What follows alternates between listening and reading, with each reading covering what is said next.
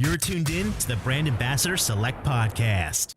Hi, and welcome back to the Brand Ambassador Select Podcast, where we are building connections, showcasing the impressive, and inspiring movers and makers. I'm your host, Lenore, and today's episode is brought to you by Refining Clean, a unique hand sanitizer by Health Fairs Direct. You can't get a better pedigree for hand sanitizer anywhere else. So joining us on today's show is one of our favorite guests of all time. His name is Steve Snyder. He was the author of the World War II novel Shot Down that was based off of his experiences of his father's life, but he was a pilot. His name was Howard Schneider, and the crew of the B-17 Susan Ruth pilot crew. So if you didn't catch that episode, one, you definitely should check it out, because during my conversation with Steve, he revealed that if his book was made into a movie, that he would love to have his son Clayton play his dad.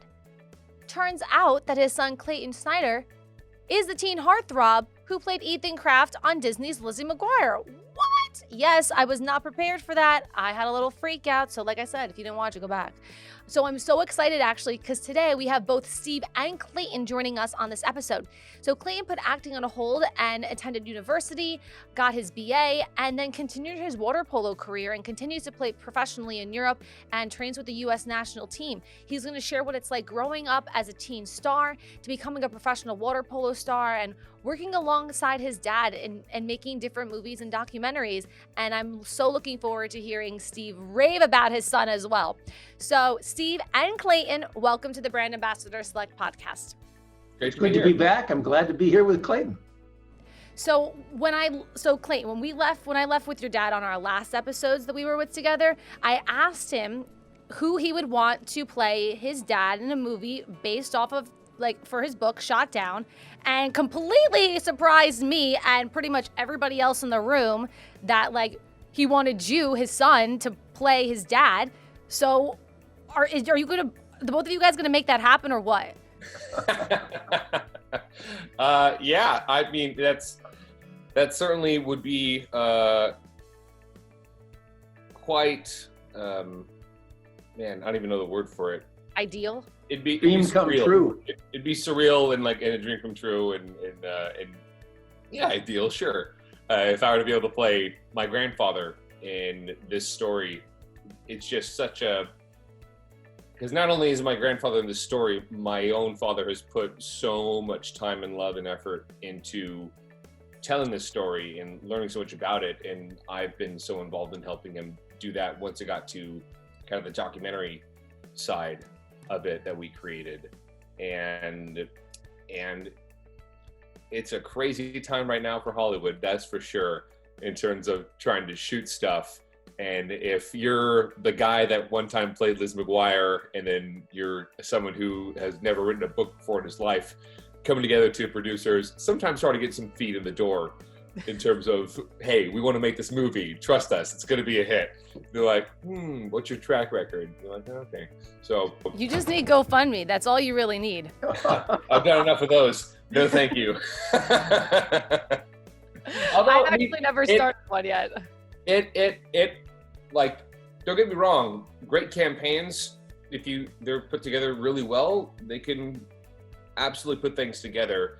But even then, we wouldn't be able to raise the kind of money we'd need to create the project that we'd want.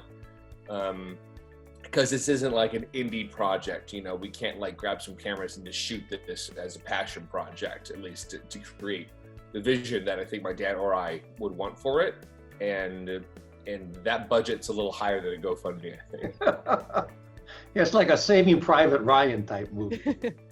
How was it working together as father and son on even that documentary, and even Clayton, like watching your dad do all of this research when you were younger?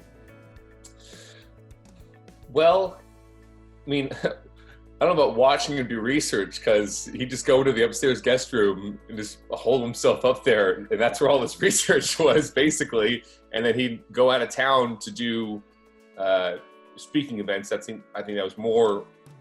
He did more of those after the book was published to market the book.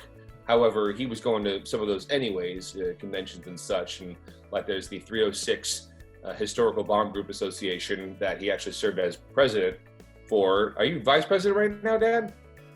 No, I'm just on the board, like you. He's on the board. Oh, you I'm both on the board come? as well. Yeah. So we're both board members. Howard, my dad's dad, who was the pilot of the B-17 Susan Ruth, that's the name of the plane. They were in the 306 bomb group. So we're a part of this association that is attached to all the families of everyone that was in that plane.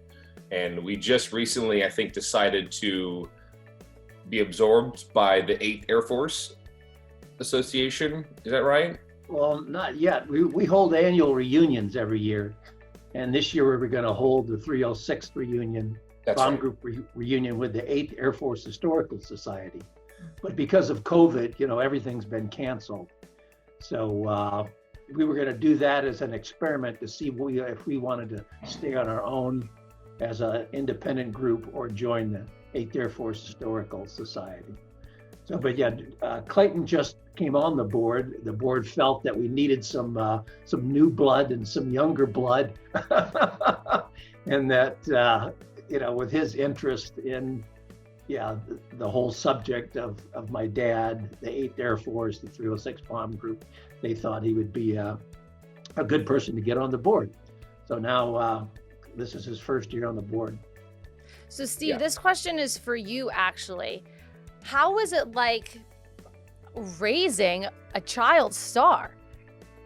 It had to have been a little difficult. Like, I'll be honest with you. Like, I want to know, because girls are probably throwing everything everywhere, and you're probably at the supermarket. It's like, oh, yo, that's their son. And you're like, yes, it's my son. Like, he's annoying. I get it. Like, He'd pedal me. He had a great time. that actually is a great question, Lenore. Well, we didn't know he had any acting ability at all until I guess it was 4th grade. He was in the 4th grade. I forget, how old are you in the 4th grade? Like 8 or whatever. And they have these 4th and 5th grade plays at the elementary school. And they had one coming up, and it was Tom Sawyer. And so all the kids in the 4th and 5th grade participate in this.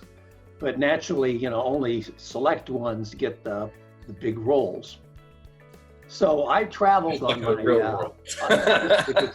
This is kind of a long story, but no, this is good. This is good. I travel all the time. So on my job. So I was gone a lot, and during these auditions, I guess you'd say, one time I got a voicemail from Clayton saying that he was going to be in this play, Tom Sawyer, but unfortunately, he didn't get the role of Tom Sawyer. He was only going to, he only got the role of Mark Twain. Oh. Then he goes, you probably don't even know who Mark Twain is, he says to me. But it turns out that Mark Twain was like the main character in the play. He was on stage the whole time. And I sent you a picture of him dressed up as Mark Twain. My wife went out and had this suit made, his white suit, and puffed up his hair and gray. He looked just like Mark Twain. And he was on stage, and he would introduce like every scene. And before the play, we saw the script, and I'm going, oh my goodness, how is he ever going to remember all these lines? I mean, it was tons of lines.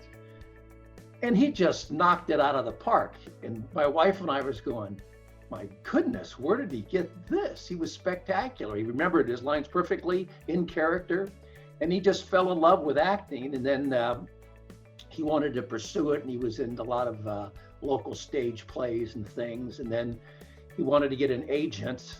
And my wife was all for all this, and I'm going, this will never happen. I go, he'll never get an agent. Way to be supportive, Dad. And I go, he's never going to get any acting roles. And then he got on this show, Lizzie McGuire. At the time, we had no idea, it become so popular. But then he got on that, and it was something else. My wife was actually heavily involved because she would drive him up, up to Hollywood, just back and forth on the freeways to film and stuff. So she and Clay really bonded during that time. And so they were the two that really did the movie thing or the acting thing. I was just always in the background. But I did take advantage of it, like Clay said, because I would meet with these people on my sales calls. And if they're especially a woman, I go, we talk about families and, if they had kids. And I go, do you have any, how old's your daughter? And they'd say, she was a teenager, or a tweener. And I go, did she happen to watch the show Lizzie McGuire? And they go, oh, yes, she just loves that show. And I go, well, and sometimes I go, well, they might go, well, I watch it with her. And I go, you know who Ethan Kraft is? And go, oh, yeah. And I go, that's my son. They, no way. And I go, yeah, if you'd like an autographed picture, I'll have Clay sign one to you and send it to you. So I scored tons of points. I can imagine. With my clients doing that. And it was even funnier with the men, because the men had no idea what Lizzie McGuire was. And I go, well, just go home and ask your daughter if she knows who Ethan Kraft is, and then get back to me. And then they get back to me and go, holy smoke, my daughter's just, bonkers over. Send me that picture. I'll score a lot of points with my daughter if you send me that picture. I should have been getting royalties for that. Or at least some commission, like 5% or something on that side. Yeah, so I never put together that you brought it up so many times specifically to help you with sales deals. That's amazing. Oh, yeah. So wait, Clay, do you use that for your own sales deals now? Does it work? Like, do you get a bunch of 30-year-old women, or like even their young 20s like myself? It's like, okay, like, fine, you get in the deal. I mean, if I say on social media, I'll be like, hey, like, I'm, for those who follow me or keep track, know that I'm the guy who was in Liz McGuire. So if there's any attraction to that and him being your realtor, it's kind of a catch-22, I think, because they associate you with the character. So it's like, oh, that'd be really cool if Ethan Kraft was my realtor. Oh, would I want Ethan Kraft as my realtor? Oh, yeah, I didn't think of that. So hopefully they see the other content that I would put up and see that there was a little bit of difference between the two people. But I mean, you grew up by the end of the Italy trip, so I think you were good to go. I mean, he's smarter than people give him credit for, that's for sure. He has some wisdom. Was there anything actually that you channeled from yourself into that character? Yeah, I mean, Ethan loved Friends, like it's all he really wanted. I think a lot of jocks or love interests sometimes, like he liked the ladies for sure. But he wasn't necessarily a womanizer, I don't think. He wasn't necessarily dating a bunch of different women. He just appreciated them. And so as far as back to the similarities, sure, I appreciate women too. I really appreciate one in particular now, my fiance Allegra. And I think he just loved having fun. He loved friendship, he loved sports. And he wanted to try hard. He wanted to do well. He wasn't the smartest, but he admitted that he needed help to learn math. And he's operating at the highest level of his intelligence, and that's what I aspire to do too. Another thing that was funny that took place when he was filming Lizzie McGuire is that Clayton was a water polo player. Actually, he still plays water polo. Wait, so you did water polo before? Like you went to college? Oh, yeah, water polo since I was started at 8 playing water polo. Okay. But when he was playing age group and in high school, people would realize that Ethan Kraft is on that team. And if they were playing at a local school, all the girls at that school would come out to the water polo game. They'd get a glimpse of Ethan Kraft, and they'd hang out and giggle, and it was quite funny. And all the guys at that school would show up too and harass. Oh yeah, they go, Ethan! Yeah. Well, listen, if that was the worst, can you imagine if there was Instagram and Twitter at that time? Oh my gosh, I'm so thankful I didn't have that when I was growing up in middle school and high school. Goodness gracious. Definitely would have been a different world for sure. Yeah. Now, that's a good point. I never thought of that. Yeah. They would have been outside your house, Steve. Can you imagine you're coming in from a sales deal and you got the women that you're making these sales with, or the men you're making these sales with, and they're just driving up to your house, trying to make deals inside just to see your son? That'd be weird. And I thought of that off the top of my head. Clayton, after Lizzie McGuire, you did go to school and you did continue to pursue water polo. How important is it for, aspiring actors and actresses today to take education seriously? Yeah, I mean, I was going to school during the show. That was one way that it was a different experience for me, is that I was still going to public school in Orange County while I was filming the show in LA and doing club water polo at the same time as well. And it was pretty busy. But back to, as far as continuing education, when it got to that point after the show wrapped up and I was going into high school, Los Al High School, Alamitos, and I thought that the show was done and I was going to be playing varsity as a freshman on the water polo team. And it was a pretty competitive team. I was really looking forward to it. And I was going to be like starting some games. And then the call for the movie came, and it was a really hard decision of like, should I do this movie or should I commit to my team and play with my high school water polo team? And measuring everything, like, okay, this is going to be a box office movie and you're going to go to Italy for it. Seems like a pretty good once in a lifetime opportunity and experience. And I can miss my freshman year of high school water polo to do that. So I chose that, but boy, it really weighed on me to do that, to the point where after filming the movie, I had to make a decision of I either have to decidedly stop playing water polo and let that go, or drop public school and just do homeschool or private school education that was more familiar with how Hollywood worked, I guess, or stop acting. And I knew if I stopped water polo, I was excelling a lot and I wouldn't be able to know how far I could have gone, which ended up being pretty far into the sport, playing professionally in Europe. And then there was school, which everything you hear growing up is stay in school. It's a good idea, stay in school. So I'm like, okay, I guess that's the best idea. And acting, they were like, look, you can come back into acting really anytime. Some people don't start until they're adults. It's a different path, but it's something that you can do. So I opted to stop doing acting for a decade, pretty much. And as far as people going to school or not, that's really a personal / family decision of what goals and trajectories are. I do think education is really important.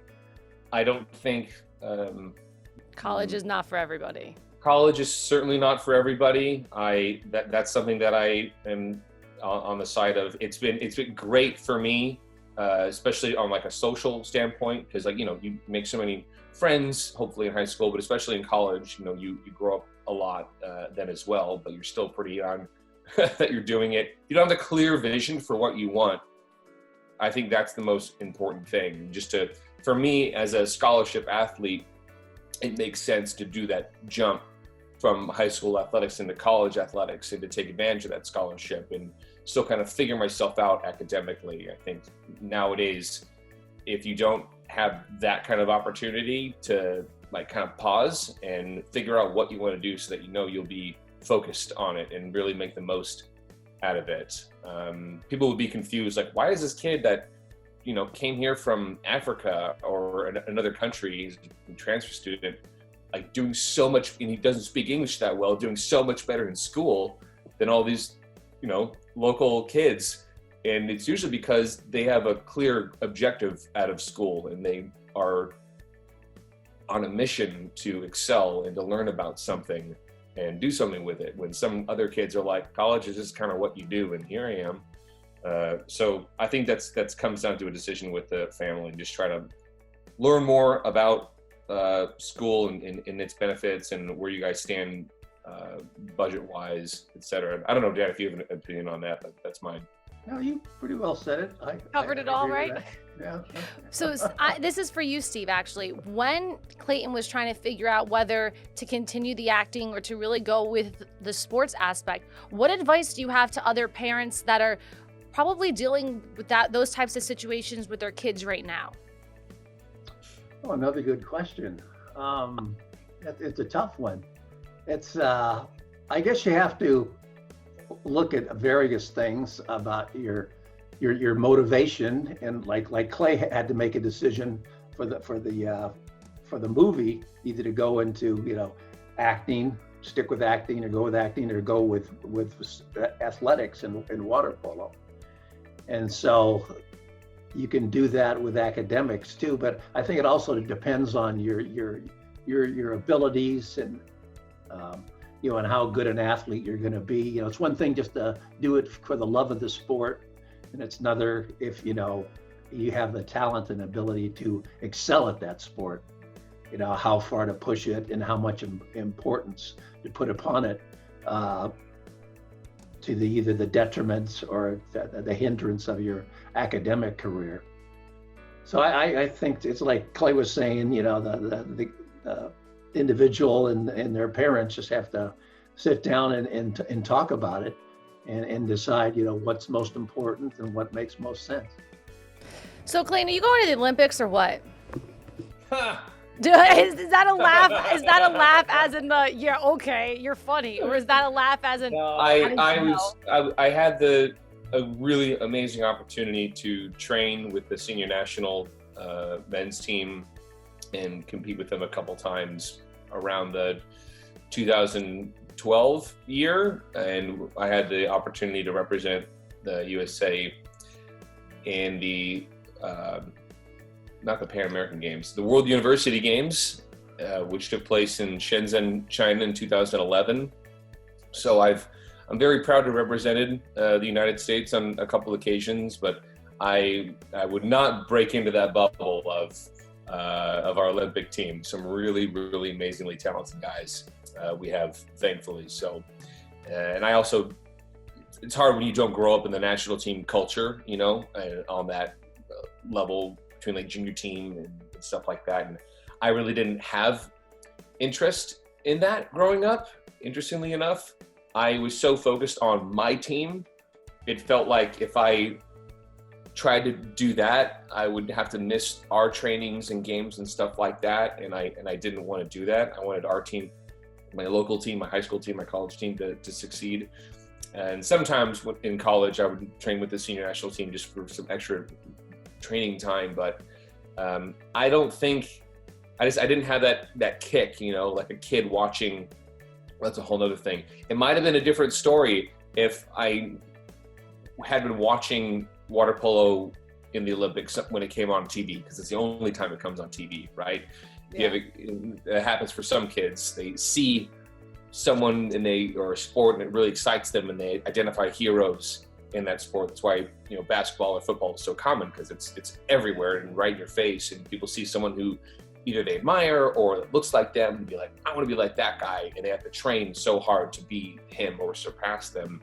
For me, water polo is not a sport to have heroes in as easily, I guess. If you really dig into it, you can, whether you want to be Manuel Estuarte or Antonio Azevedo, you have to dig to find these people to really be like them. So I didn't have that national team Olympic dream that a lot of kids identified with. I actually mainly just wanted to be an actor when I was a kid. So I got close and represented Team USA in some ways, but no, not quite there. I admire those guys. The World University Games in Shenzhen, China, Clay mentioned, was spectacular. You went? Yes, my wife and I went. Shenzhen is an amazing city, a real modern city. It's right next to Hong Kong. And the World University Games, it's for college-age athletes, and it's just like the Olympics. Teams from all over the world come to this thing, and they have all different sports. So it's like a mini Olympics. Yeah. And going to these events and all the different, people rooting for their countries and waving their flags. It was an amazing experience, both the games themselves and just experiencing China and Hong Kong. It was an amazing experience, I think, both for Clayton and for his parents. That does sound really cool. I actually have never been to, I've been to Europe, but I've never been to Asia. I'm actually kind of afraid because I'm a very picky eater. So I'm nervous that I'm going to have to bring granola bars with me everywhere I go, if I'm being honest. Well, if you bring in granola bars, that's a safe out. Be like, I'm really not hungry right now. Or, ooh, like, you know what? I just ate. And then afterwards, sneak back and pop some Right. rallies. I just want the bowl of rice, please. Thank you.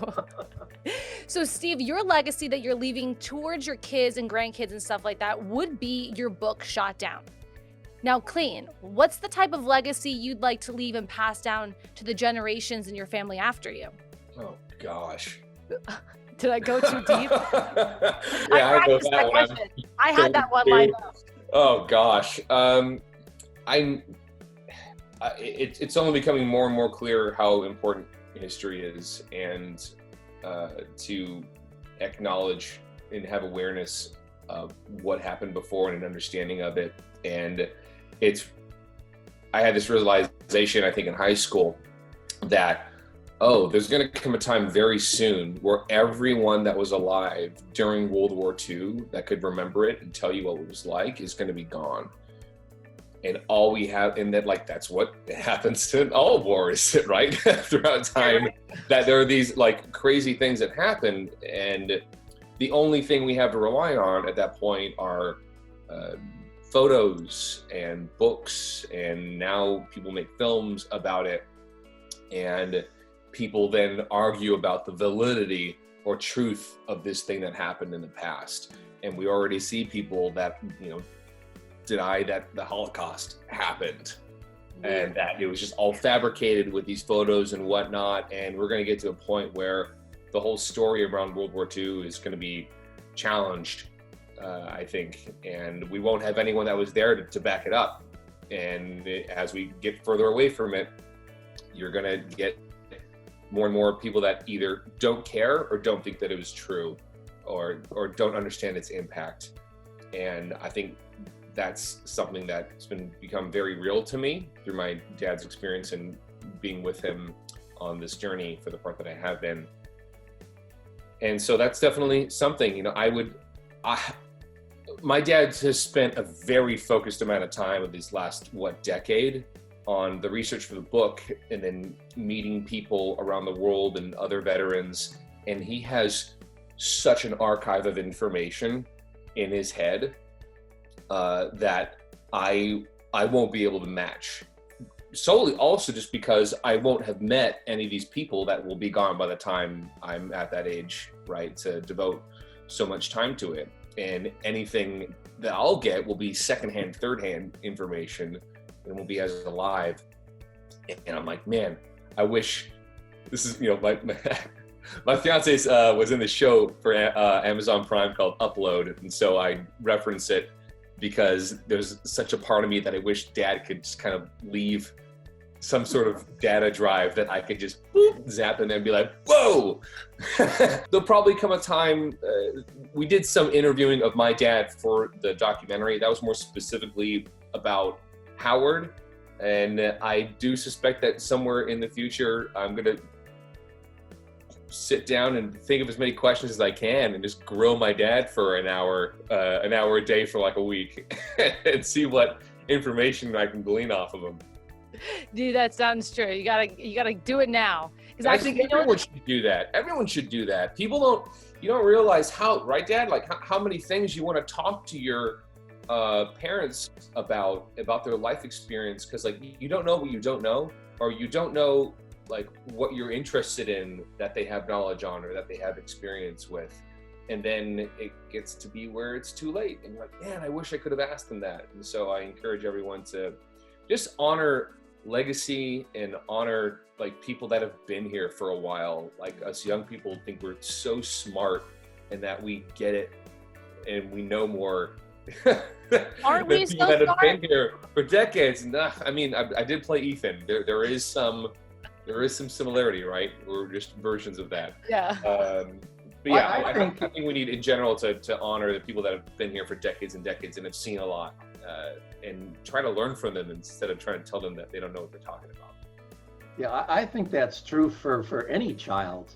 I mean, how many kids really get to know their parents in depth? They know them as who their parents are, as their relationship with their parents, but what about before they were born? What were their parents like? Yeah. before they were born. What things happened to them growing up. You kind of, and this is typical for all generations. You look at these old people and you just think, well, they're just old. They didn't have much of a life. Because you just know them as the old person. Yes. Not this young, vibrant 20 or 30-year-old who's doing all these things and having all these experiences. But every person has all these experiences. So I think that is important for any son or daughter to ask questions, ask their parents about their youth and their history and what, things were important to them or milestones in their lives. And just to get to know them and then you can carry on that legacy of your family. Clayton and the story of my book and this, he has been to Belgium 4 times. So, and we've gone over there and filmed twice.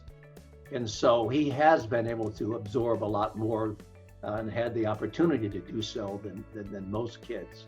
And those times when we went filming or going over there for celebrations, that's really special times for me and Clay. It was special with me and my dad going over there to experience all that in Belgium and be there and participate and enjoy the celebrations and to learn the history and see the history. And, Clayton's got to meet the German Luftwaffe pilot Hans Berger that shot down my dad's plane a couple times. So, he has had, kind of firsthand experience, which is invaluable.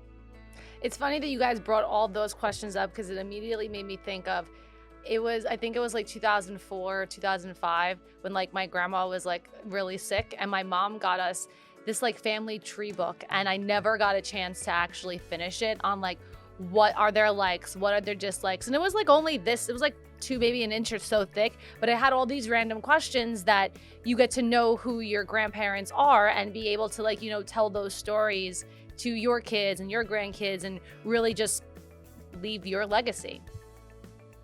Absolutely. So you can reach out to Clayton on Instagram at HeyClaytron.